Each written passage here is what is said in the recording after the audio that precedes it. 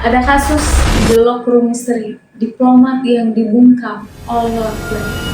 Oke guys, kembali lagi di channel YouTube Ruang Neng Dewi. Jangan lupa subscribe, like, and comment.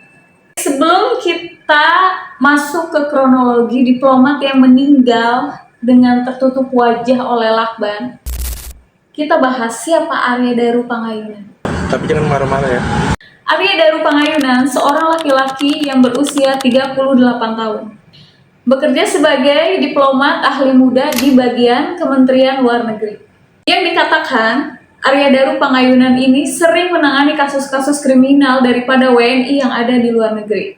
Cakupannya, selain Asia Tengah ataupun di Asia Tenggara, dirinya pernah menangani evakuasi warga negara Indonesia di Turki dan Iran. Lalu, Arya juga pernah bertugas di negara Argentina, Dili, dan Myanmar. Di sini kita akan menjelaskan lebih general buat teman-teman yang tidak mengikuti kasusnya dan agak awam juga dengan pekerjaan sebagai diplomat. Apakah diplomat itu? Kita jelaskan secara singkat, biar ada gambaran dan paham mengenai diplomat ini sebelum kita ke kronologi kejadiannya.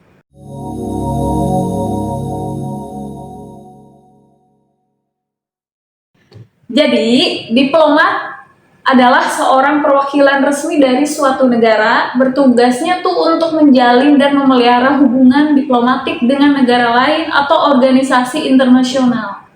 Nah, pada diplomat ini tuh bertugas untuk mewakili kepentingan negara dalam tujuan memfasilitasi, berkomunikasi, berpartisipasi, dan negosiasi agar mencapai tujuan dari kebijakan luar negeri. Jadi, tentunya sebagai diplomat ini harus mempunyai skill komunikasi yang baik karena menjadi garda terdepan dalam hubungan internasional. Yang memang memainkan peranan penting dalam menjaga perdamaian, keamanan, kerjasama antara negara, dan Arya sendiri sudah menjadi diplomat sejak tahun 2011. Dimulai penugasannya di Kedutaan Besar KBRI di Yangon, Myanmar. Hingga akhirnya tahun ini 2025 dia menjabat sebagai diplomat ahli muda di Direktorat Perlindungan WNI Kemenlu. Mohon dikoreksi kalau salah ya. Nah, sekarang background dari Arya sendiri itu lahir di Sleman, Yogyakarta pada tanggal 15 Juli 1986. Yang berarti tahun ini dia 39 tahun ya guys. Jadi, diplomat adalah seorang perwakilan resmi dari suatu negara, bertugasnya tuh untuk menjalin dan memelihara hubungan diplomatik dengan negara lain atau organisasi internasional. Nah, pada diplomat ini tuh bertugas untuk mewakili kepentingan negara dalam tujuan memfasilitasi, berkomunikasi, berpartisipasi, dan negosiasi agar mencapai tujuan dari kebijakan luar negeri. Jadi, tentunya sebagai diplomat ini harus mempunyai skill komunikasi yang baik karena menjadi garda terdepan dalam hubungan internasional. Yang memang memainkan peranan penting dalam menjaga perdamaian, keamanan, kerjasama antara negara, dan Arya sendiri sudah menjadi diplomat sejak tahun 2011. Dimulai penugasannya di Kedutaan Besar KBRI di Yangon, Myanmar. Hingga akhirnya tahun ini 2025 dia menjabat sebagai diplomat ahli muda di Direktorat Perlindungan WNI Kemenlu. Mohon dikoreksi kalau salah ya. Nah, sekarang background dari Arya sendiri itu lahir di Sleman, Yogyakarta pada tanggal 15 Juli 1986. Yang berarti tahun ini dia 39 tahun ya guys. Arya itu merupakan alumni lulusan Hubungan Internasional Fakultas Ilmu Sosial dan Ilmu Politik FISIP UGM Angkatan 2005. Dikatakan Arya ini tumbuh dalam lingkungan keluarga yang akademis banget, di mana ayahnya pensiunan dosen Fakultas Teknik Geodesi UGM. Sementara ayah mertuanya merupakan pengajar Fakultas Ekonomi dan Bisnis UGM. Lingkupnya UGM banget ya. Dan semenjak dari SMA hingga kuliah di UGM itu, Arya dikenal dengan sosok yang cerdas dan tenang gitu loh. Yang semenjak kasus ini ramai banyak orang tahu, kolega-kolega kenalan dari Arya mengatakan kalau almarhum ini tidak pernah kelihatan marah. Jadi memang tenang aja gitu loh orangnya tuh. Tenang, kalem, cool. Ya, tipe-tipe cowok-cowok idaman wanita. Dan juga tidak pernah berkonflik dengan siapapun, guys. Dan merupakan pelajar yang bisa dibilang cemerlang gitu loh. Fokus dengan pendidikannya dan karirnya. Arya ini sosok orang yang suka menyendiri, alias introvert. Ada apa dengan Arya? Apakah dibunuh? Tapi siapa ya musuhnya? Oke, sekarang kita masuk ke kronologinya. Pada 7 Juli 2025, seorang diplomat ahli muda ditemukan tewas di kamar kosannya. Wajahnya dililit oleh lakban, tubuhnya tertutup selimut, dan pintunya terkunci dari dalam. Yang menjadi janggal itu ya, kenapa diplomat ahli muda sekelas Arya ini tinggal di kos, guys? Bukannya apartemen dinas gitu? Ada beberapa kejanggalan, yaitu penggunaan lakban.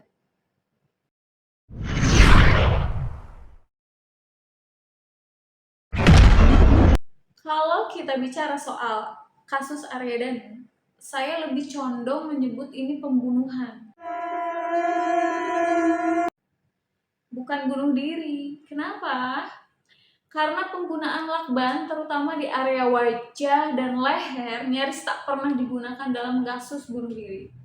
Ini bukan metode yang lazim, guys. Bahkan cenderung janggal.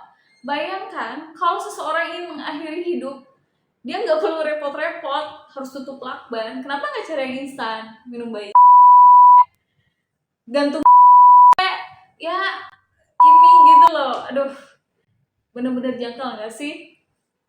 Terlalu rumit ya kalau pakai lakban. Terlalu lama menyiksa diri. Lakban itu butuh waktu, butuh keterampilan, dan butuh sesuatu yang bisa dilakukan dengan mudah. Terutama jika dilakukan sendirian. Oke guys, kejanggalan lainnya selain soal lakban, satu hal yang tak kalah penting dan bisa jadi kunci adalah ponsel milik Arya Danu Pangayuman.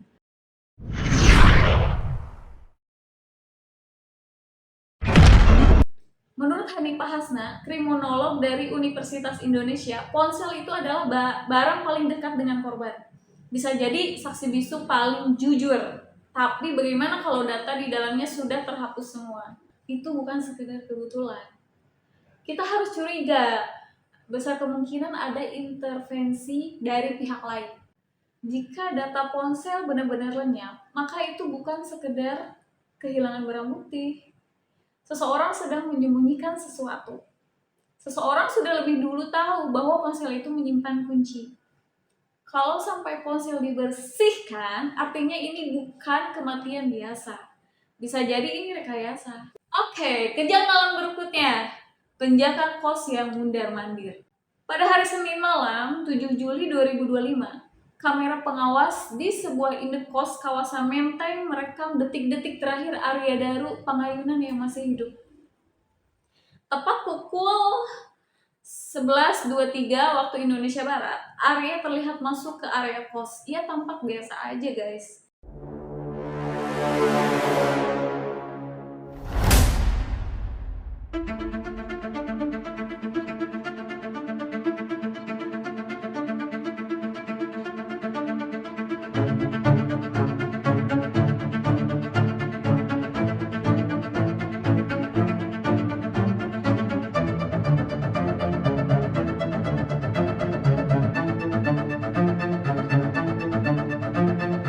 Berkemeja lengan pendek, celana panjang, tak ada gelagat aneh.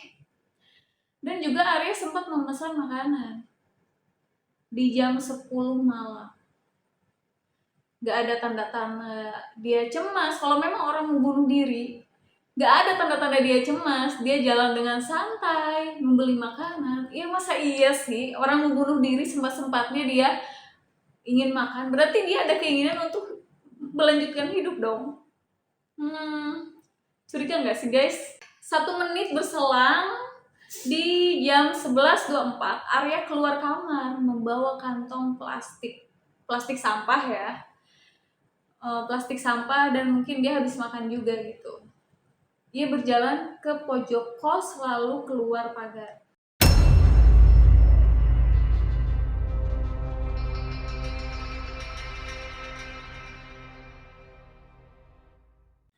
Dan pada pukul jam 11.25, Arya kembali ke kamar setelah itu. Jadi Arya itu setelah membuang sampah, dia balik lagi ke kamar ya. Sunyi, tak ada satupun aktivitas, tak ada orang lain terekam. Arya tidak pernah keluar lagi hingga akhirnya esok pagi ia ditemukan tak bernyawa di dalam kamarnya, guys. Sangat menjanggalkan sekali. Oke, namun ada satu hal yang menarik. Sekitar 1 jam setelah Arya terakhir masuk ke kamar, CCTV menangkap aktivitas mencurigakan. Seseorang penjaga kos mondar-mandir di depan kamarnya Arya. Tak jelas apa yang ia lakukan, guys. Dan itu terjadi lebih dari sekali. Dia mondar-mandir, tepatnya di depan kosannya Arya.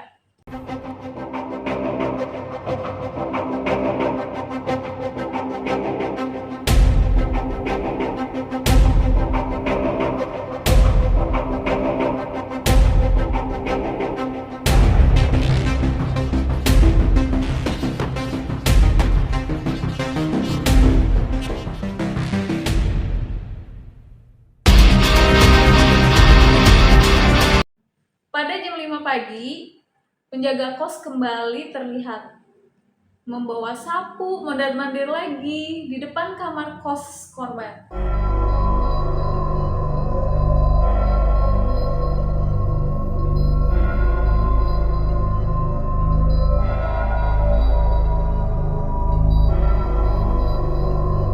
Menurut keterangan, ia datang atas permintaan istri Arya yang curiga karena ponselnya mati total.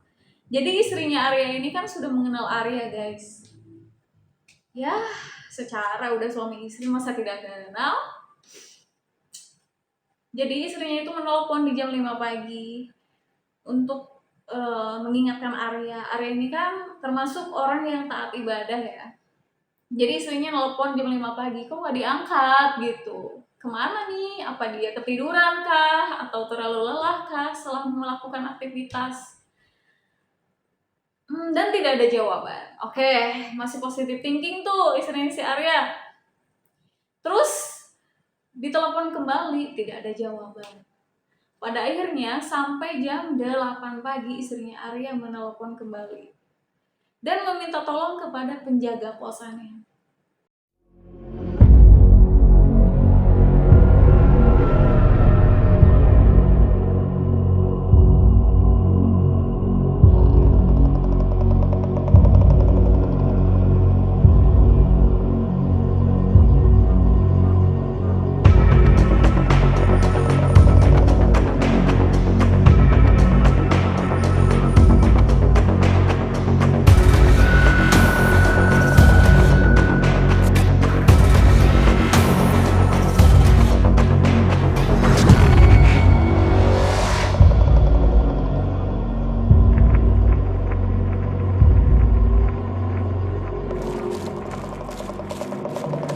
Terus si penjaga kos ini mengecek ke dalam kamarnya dan akhirnya menemukan Arya dalam keadaan sudah tidak bernyawa.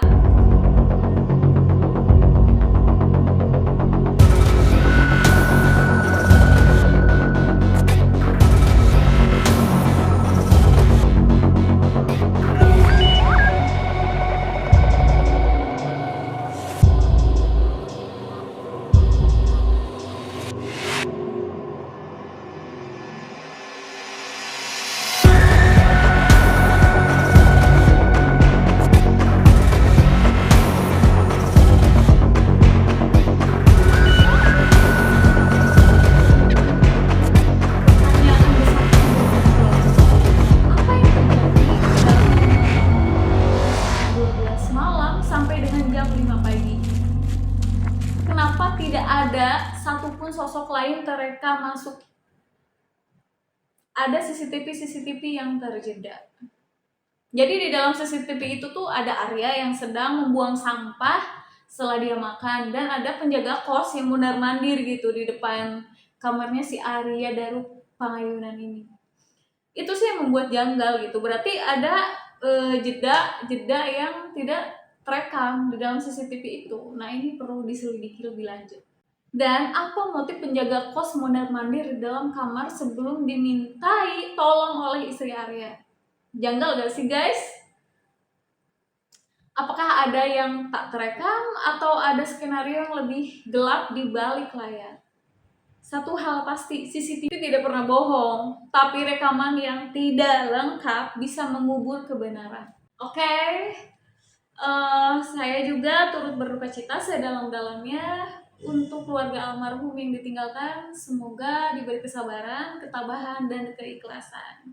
Mudah-mudahan almarhum tenang di sisinya, husnul khotimah. Cukup sekian pembahasan di ruang Neng Dewi, The Lock Room Mystery. Diplomat yang belum terungkap kebenarannya.